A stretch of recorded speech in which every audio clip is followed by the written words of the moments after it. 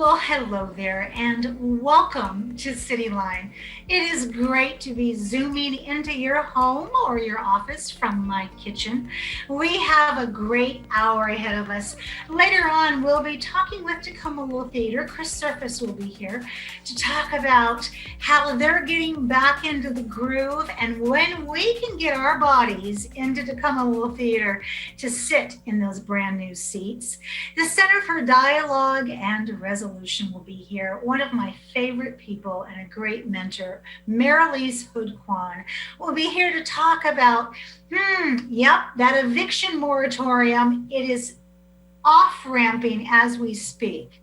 And of course, she's been busy providing solutions for our community. So we're going to talk about those.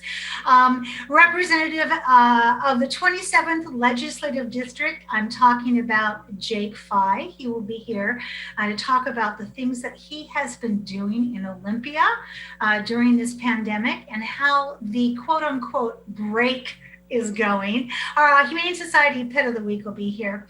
And with me right now is somebody that I think everybody loves. I don't know anybody who does not think the world of this person. And if they're out there, I wouldn't listen anyway. I'm talking about the Executive Director of Tacoma Housing Authority, Michael Mirra. Hello, Michael. Hello, Amanda. It's so great to have you here because last time you were on the show, you mentioned that you would be retiring as the Executive Director for the Tacoma Housing Authority in July. And indeed, July 5th, the day after our nation's birthday, you're retiring. And there's no way we're going to let you go without at least a big TV Tacoma interview and send off. Michael, you've been there for 19 years, 2 years as general counsel, and 17 years as executive director. Do you remember what inspired you to apply for this position? Well, before then, I spent about 25 years practicing law with legal services, representing low-income persons and organizations in civil matters, what's called legal aid. And I do remember why I came over to THA for three main reasons. One was it had a new executive director in Peter Ansara, a new real estate development director in Tess Colby, and it was about to start the redevelopment of Salishan. That was an exciting time. The second reason was I wanted to learn more about housing and housing finance. And the third reason was I thought I could be helpful. And you have been all of those things, plus 100 more in spades, Michael. You mentioned one of the achievements that I want to talk about, and that's the new Salishan. It's a $250 million reconstruction of 200 urban acres. It's the largest redevelopment in the city's history. What's the one thing that stands out about that? You know, Tacoma Housing Authority is not a large housing authority by any measure, by many measures. Amanda, Salishan's redevelopment was a large project by any measure. And it took everything we had. It took our bonding capacity, our credit limits, our reserves. There are people at THA who threw their hearts, lives, and marriages into building Salishan. And it was our preoccupation for 10 years.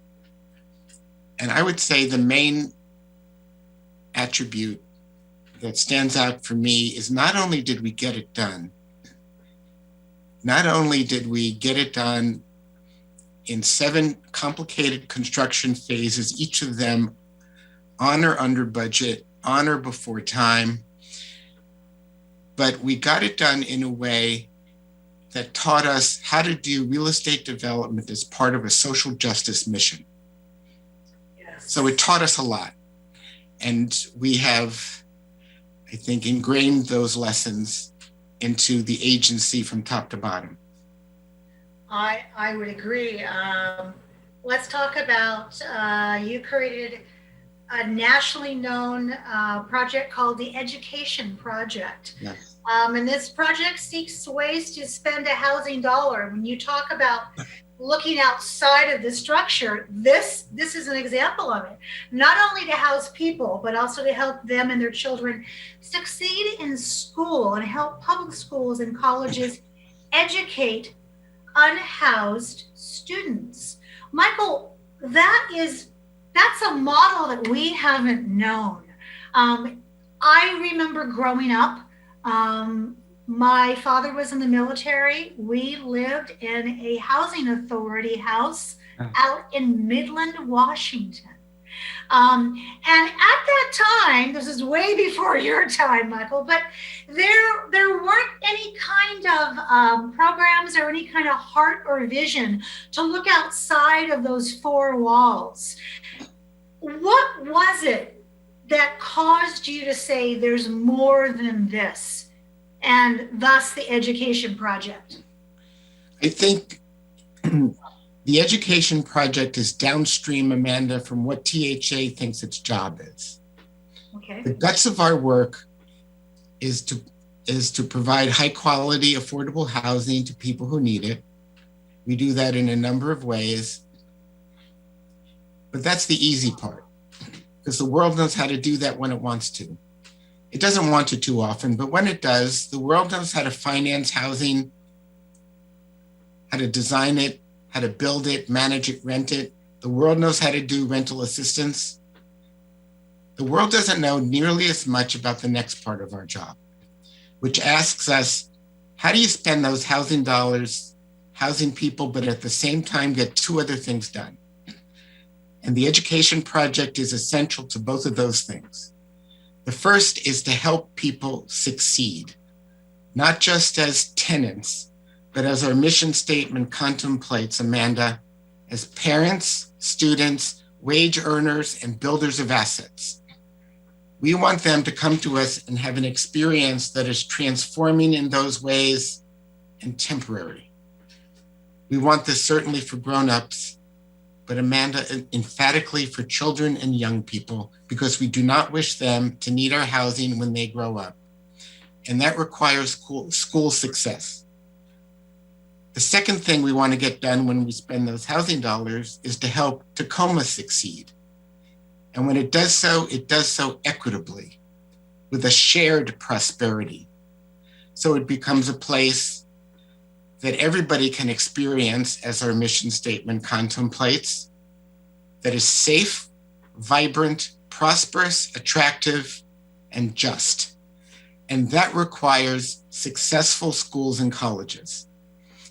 And the Education Project is a necessary fit into a mission understood in that way.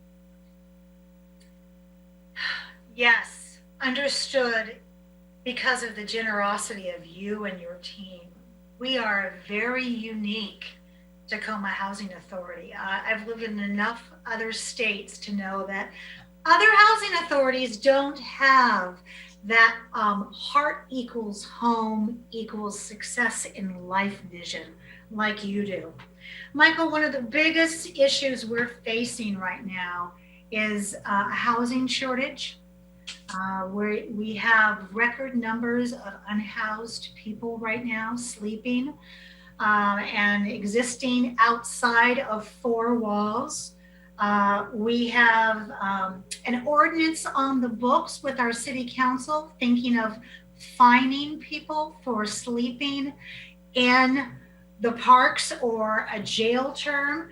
So THA, you created that rental ways to use new rental assistance and also to house other people. Where are you right now as you leave this on July 5th? I mean, not that Michael's going to move out of our community, he's not, but this is a crucial time. It is. And THA has struggled to find where we fit in the emergency response to homelessness. And our main contribution is we're the city's largest provider of housing dollars, housing people who without it would be homeless. But if you're a homeless family coming to our door, we can't respond on an emergency timeline like that. So our main role is we fund others who do that. We're one of the larger funders for the city and the county's rapid rehousing system.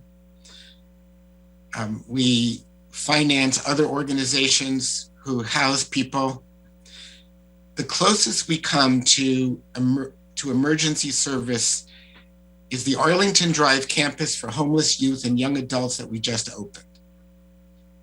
But Amanda, the homelessness crisis Tacoma and almost every other city is living through is going to be a challenge. And I think the likely answer will arise from two impulses.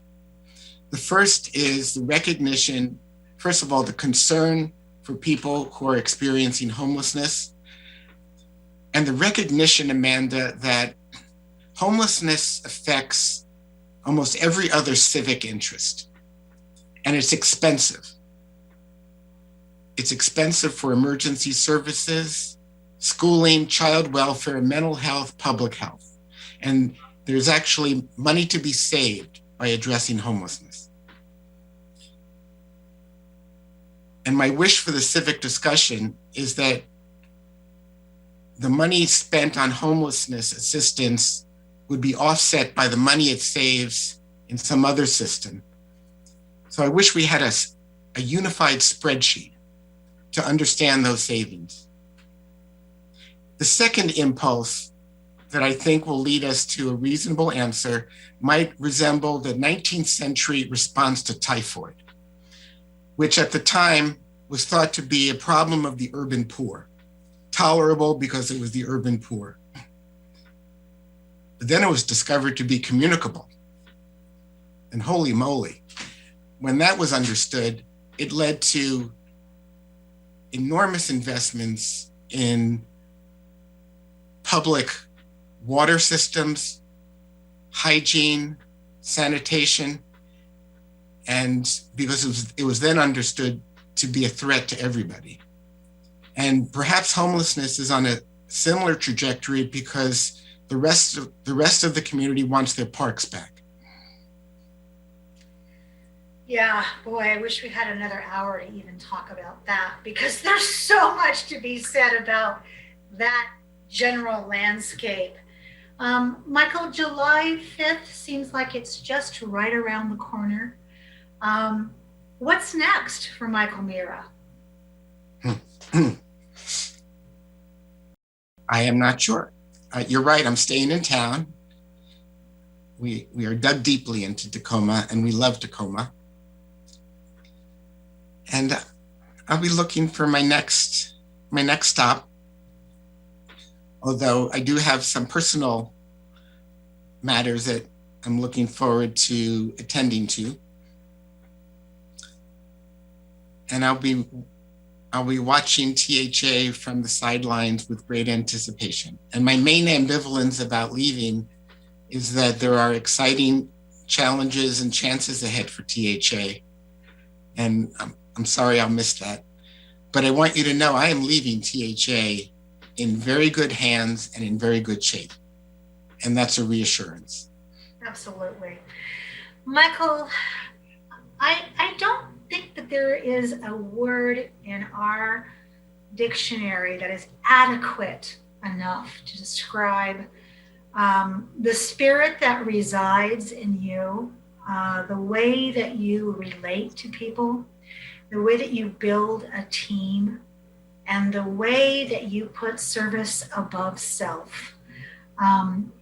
One of the reasons why THA is so exceptional is because people like you look outside the building and say, when we have a house, we need to have a home. There's no way I can say thank you enough. On behalf of TV Tacoma, Michael, you are a sure thing. You are sheer perfection. You are my top pick in the draft, and I love and adore you. And I wish for you a good rest because you're going to need it. And then I wish to see you again making magic in our grit city. So, Michael, I'm going to say I'll see you next time because I can't stand to say goodbye to you. Amanda, you're very generous in your remarks. I've enjoyed these visits with you over the years, and you're a gem yourself. And if there's another chance I have to cross paths with you, I would like that. Well, okay. We have to have a conversation.